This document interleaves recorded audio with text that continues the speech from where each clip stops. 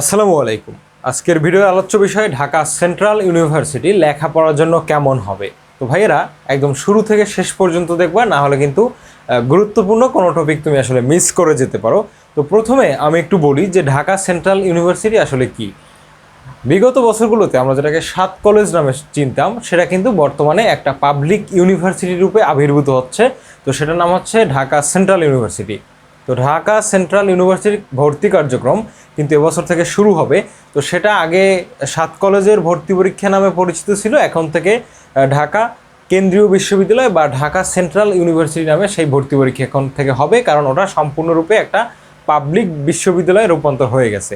তো এখন তোমরা আসলে বিভিন্ন বিষয় নিয়ে একটু কনফিউজড আসো, যেহেতু ঢাকা কেন্দ্রীয় বিশ্ববিদ্যালয়ের বা ঢাকা সেন্ট্রাল ইউনিভার্সিটির প্রথম ব্যাচ হতে যাচ্ছে এইটা, অর্থাৎ এবছরে ভর্তি পরীক্ষার মাধ্যমে যারা ঢুকবা। তো সেক্ষেত্রে আসলে এই বিশ্ববিদ্যালয়টা লেখাপড়ার জন্য কেমন হবে এইটা আসলে তোমরা অনেকেই আসলে জানতে চাচ্ছ। তো প্রথমে আমি একটু বলে রাখি, এই যে ঢাকা সেন্ট্রাল ইউনিভার্সিটি, এটা কিন্তু আসলে অবকাঠামোগত যে তোমার দিকটা আছে, মানে যে বিল্ডিংগুলো আছে বা যে প্রতিষ্ঠানগুলো আছে, সেগুলো কিন্তু নতুন না। এর মধ্যে আছে ঢাকা কলেজ, যেটা আসলে অলমোস্ট 200 বছরের পুরানো, 200 বছরের পুরনো প্রায়। তারপর ইডেন কলেজ আছে, তারপর সরকারি বাংলা কলেজ আছে। এইগুলো যে আসলে একাডেমিক যে কার্যক্রমটা, সেটা কিন্তু বেশ বহু আগে থেকেই চলতেছে, অর্থাৎ এটা কিন্তু হুট করেই আসে না এই প্রতিষ্ঠানগুলো। তো যেহেতু বিশ্ববিদ্যালয় রূপে যাত্রা কেবল থেকে শুরু করতেছে, তো এটা খুব একটা বেশি সমস্যা হবে না। একটু সেশন জট হতে পারে, তো সেটা আসলে খুব যে মেজর কিছু এমন নয়, কারণ বাংলাদেশে সেশন জট নাই এমন ইউনিভার্সিটি আসলে হাতে গোনা 2-1টা থাকতে পারে। ঠিক আছে, বুয়েটে কিন্তু সেশন জট আছে ভাই। ঢাকা ইউনিভার্সিটিরও বেশ কিছু ডিপার্টমেন্টে সেশন জট আছে। তো ঢাকা সেন্ট্রাল ইউনিভার্সিটির কিছু ডিপার্টমেন্টে বা মোটামুটি সব ডিপার্টমেন্টই প্রথম দিকে কয়েক বছরের সেশন জটে পড়বে, ওটা আসলে মেজরভাবে দেখা যাবে না। যেহেতু তুমি একটা বিশ্ববিদ্যালয়ের ভিতরে তুমি অন্তর্ভুক্ত হবা বা একজন বিশ্ববিদ্যালয়ের শিক্ষার্থী হিসেবে তুমি নিজেকে পরিচয় দিতে পারবা, সেক্ষেত্রে ওইটুকু মানা যায়। ঠিক আছে। তো আবার দ্বিতীয় যে কথাটা আমি বলবো, দেখো ঢাকা আসলে বাংলাদেশের রাজধানী, বাংলাদেশের সব কিছুই কিন্তু ঢাকা কেন্দ্রিক।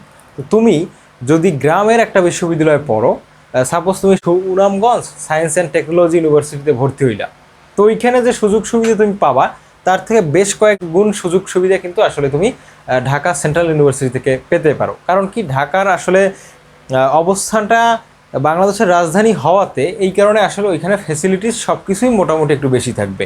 তুমি টিউশনের কথা বলো, বা তুমি তোমার লেখাপড়ার এনভায়রনমেন্টের কথা বলো, বা তুমি অবকাঠামোগত উন্নয়নের কথা বলো, যাই বলো না কেন, তুমি কিন্তু আসলে ঢাকা সেন্ট্রাল ইউনিভার্সিটিতে ভর্তি হলে অন্যদের থেকে, মানে যারা মোটামুটি নতুন, তুলনামূলকভাবে একদম নতুন ইউনিভার্সিটি যেগুলো আছে গ্রাম সাইডে, ওইগুলোর থেকে তুমি কিন্তু একটু এগিয়ে থাকবে।